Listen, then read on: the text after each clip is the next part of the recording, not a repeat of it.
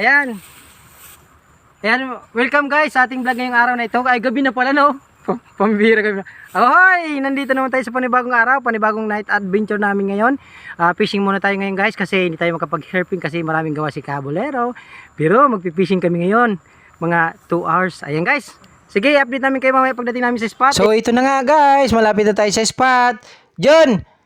Nonoy! King Pete, kaway-kaway ka sa mga followers natin. So ito na nga guys, magpapatuloy tayo kasi medyo malapit na tayo sa ating pupuntahan guys. So ito na nga guys, sa aming bago kami makarating sa fishing spot, nadaan namin itong mga buko at kukunin natin yan guys para saktong-sakto gagawin natin yan guys, sisig. Ayan sa mga nanlalamig dyan, ito, pampainit ng inyong mga kalooban. Sa mga nagugutom dyan, saktong-sakto, bubusugin kayo nito.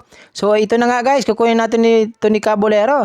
Kasi saktong-sakto to, masarap tong gawing sisig. Yung iba ginagawa tong adobo sa gata na madaming sili. Ayan guys, pampainit yan sa mga nilalamig ngayong panahon na itong tag-ulan na naman. Ito nga guys, ang dami. Pulutin ko na ito bago tayo makarating sa fishing spot. Kahit hindi tayo mamaya makahuli ng isda, basta importante, uwi tayo ng bahay. Mayroon tayong madadalang pang ulam guys. So, kunin ko na ito guys, mga buko. Tawag dito sa Bicol is buko. Pa-comment na lang guys sa mga lugar nyo kung anong tawag yan sa inyo. Basta sa amin dito sa Bicol is buko. Sa Tagalog is suso.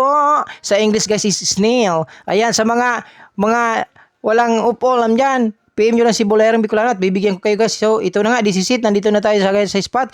And saktong-sakto guys, umulan. Nagkakuagad guys dito guys si John ng hito and of course tilapia, si King Pete. And ito na nga, inawakan niya ng mabuti. Baka daw mahulog pa kasi malapit kami sa pangpang ng ilog. Ito na nga guys. So sunod-sunod na yung nahuli namin. Nagkauli na ako dito guys ng tilapia. Yung tilapia nyo guys, alam nyo ba guys, yung tilapia, yan ang pinakamasarap sa gabi. Masarap yung gawing prito lalo sa maulan na panahon ngayon. Saktong-sakto yun guys. Pit na pit yan sa maulan na panahon. Kapag pinrito mo yan guys, saka may sausawan na sili at saka toyo na may kalamansi, sus, napakasarap. Yan nga pala guys na nakukuha na yung mga tilapia, native tilapia. Kaya yung size niya is good size na para kunin siya.